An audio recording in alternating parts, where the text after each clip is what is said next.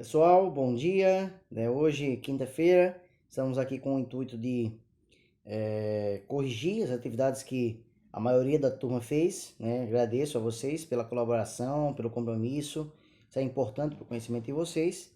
E também para fazer um resumo aí do que a gente estudou aí até do segundo capítulo para cá, né? A gente finaliza o capítulo, né, com as águas, a hidrografia brasileira, ok? Então vamos abrir na página 30, iniciando a correção com vocês, ok? Com base no mapa Brasil, grandes aquíferos, responda às questões propostas. Letra A. O aquífero Grande Amazônia abrange o território de quais estados brasileiros? Então, por quais estados esse aquífero percorre? Amazonas, Pará, Amapá, Acre, Roraima e Rondônia, ok? Ou seja, todos os estados aí da região norte, exceto Tocantins. Letra B. Quais países são abastecidos pelo aquífero Guarani? São 4: Brasil, Argentina, Paraguai e Uruguai. Brasil, Argentina, Paraguai e Uruguai.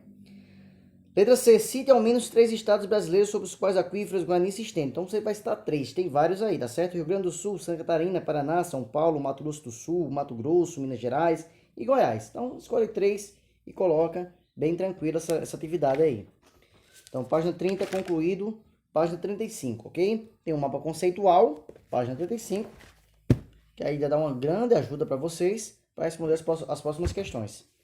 Primeira questão, pessoal. Em qual ou quais tipos de estruturas geológicas é mais provável encontrar recursos como minério de ferro e combustíveis fósseis, como gás, petróleo ou carvão? Então, são duas questões em uma.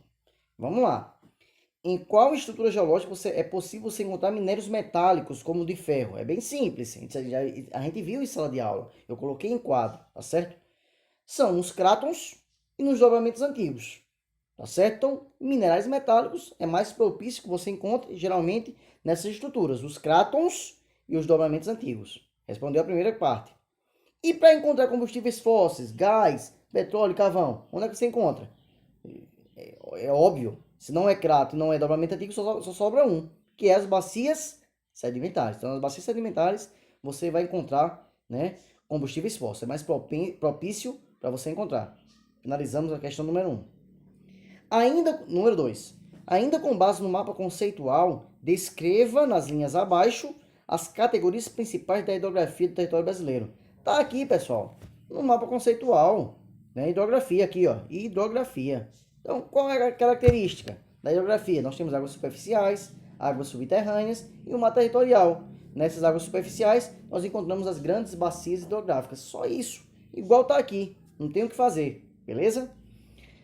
Terceiro, das 3 principais formas de relevo que você estudou lá atrás, qual apresenta a menor ocorrência no território brasileiro? Então, das 3 unidades, quais são elas? Vamos relembrar. Planalto, planície e depressões. Das 3, tem um mapa lá atrás. Qual apresenta menor, tem menor, né, potencial aqui no nosso território? É a menor unidade em nosso território, apresenta menor ocorrência, essa é a melhor palavra, em nosso território. Qual é? Planície, pessoal. Então, você analisando o mapa vai ver que a planície tem menor ocorrência no território brasileiro. Primeira resposta correta, planície. E em que áreas ela se manifesta? Bem simples. Próxima a rios e na faixa litorânea, tá certo? Próxima de leitos de rios e faixas litorâneas, beleza? Finalizamos página 35. 36. Primeira questão, fazer uma pesquisa, né? Você vai fazer uma pesquisa sobre o relevo no seu município. Então, cada um vai fazer a sua pesquisa individual e ia trazer para a gente aqui, para a gente debater. Aí, na sala de aula, a gente debate como é o relevo em cada unidade municipal, haja vista, nossos alunos, muitos deles não são de Garanhuns, mas sim de outros municípios.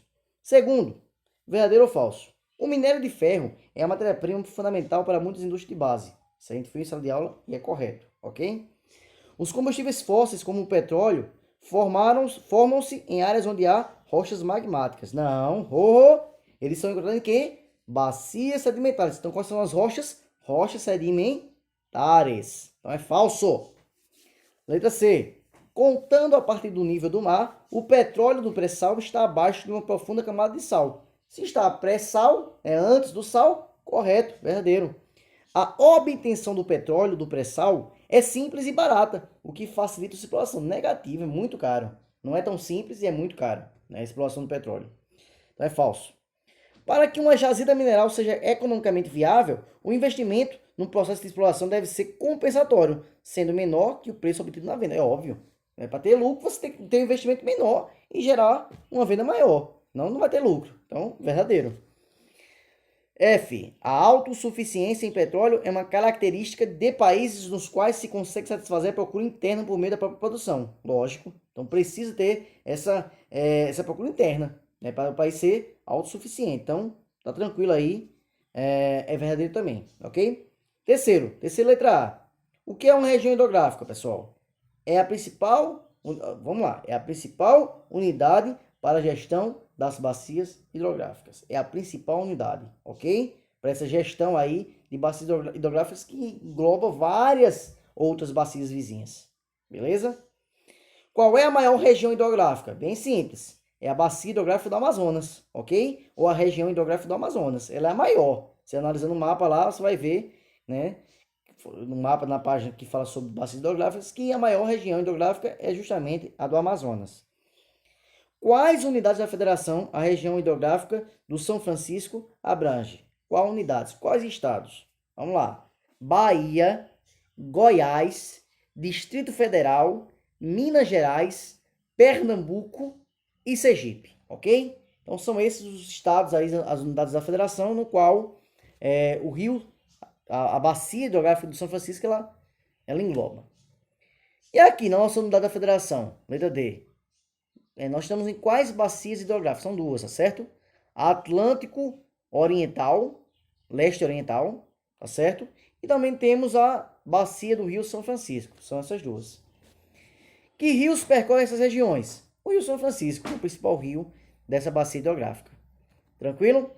O quarto é outra pesquisa, pessoal, sobre matriz energética. O que é uma matriz energética? Você ia pesquisar o que é uma matriz energética e ia falar sobre duas delas, mostrando a vantagem e a desvantagem. A gente pode citar a hidrelétrica, a gente pode citar a energia eólica, a energia solar, a energia proveniente do carvão mineral. Né? Então, por exemplo, a energia hidrelétrica ela é a mais consumida no território, né? Mas tem desvantagem, causa inundações.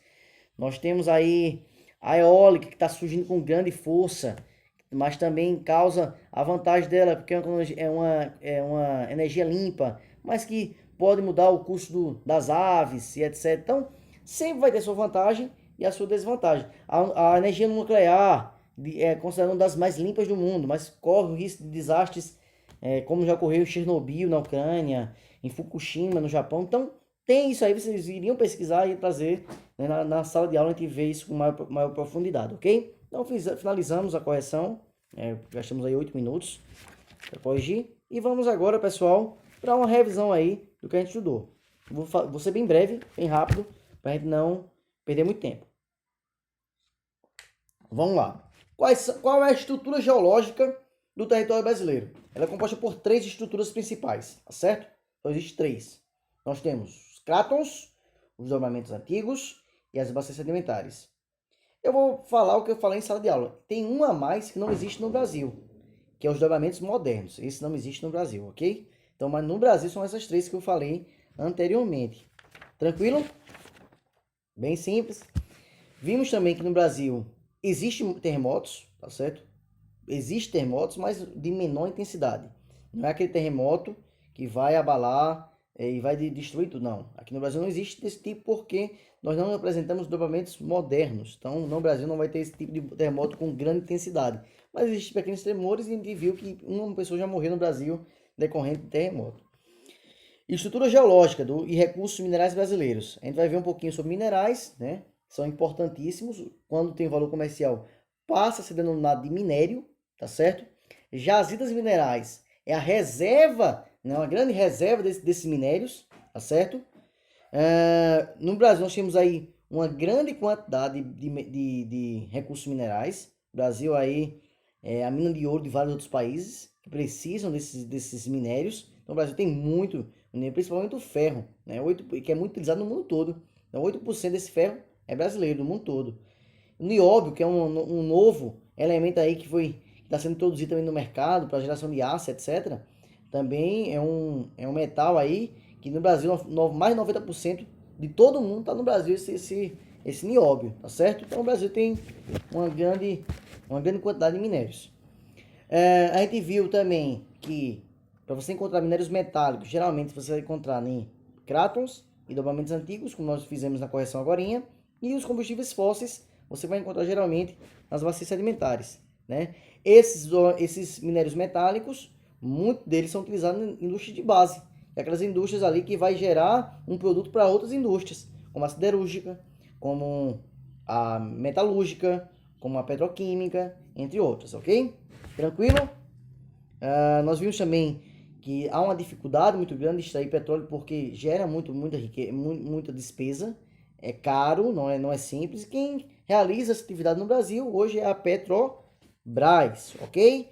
E estamos vendo aí também fontes energéticas viáveis aí para reduzir os impactos ambientais, tá certo? Como energias mais limpas, como a eólica, como a solar, entre outros aí que estão, a biomassa, que estão aí surgindo para melhorar essa questão. As formas de relevo são 3, né? Planície, planalto e depressões, tá certo? Então é bem simples, bem tranquilo. A maior parte do nosso relevo brasileiro é composto por depressões, depois planaltos e por último vem as planícies, ok? A hidrografia brasileira foi na aula passada, nós temos 3 tipos principais: mata territorial, nós temos as águas superficiais e as águas subterrâneas. Isso a gente já viu com maior detalhes na aula passada. Só relembrando, mata territorial é uma extensão do território brasileiro, mas em via aquática, né, no mar, pelo mar. Nós temos a zona econômica exclusiva, que só lá o Brasil pode explorar os recursos ali, mas nenhum outro país pode, porque pertence ao Brasil, essa zona é exclusiva do Brasil. Vimos que os aquíferos, nós temos dois principais, que é o Guarani e o Grande Amazônia. E para finalizar, pessoal, a gente viu as regiões hidrográficas, os rios, a principal delas é a Amazônica, temos a São Francisco e etc, pessoal. Então, bons estudos, até a próxima, fiquem com Deus.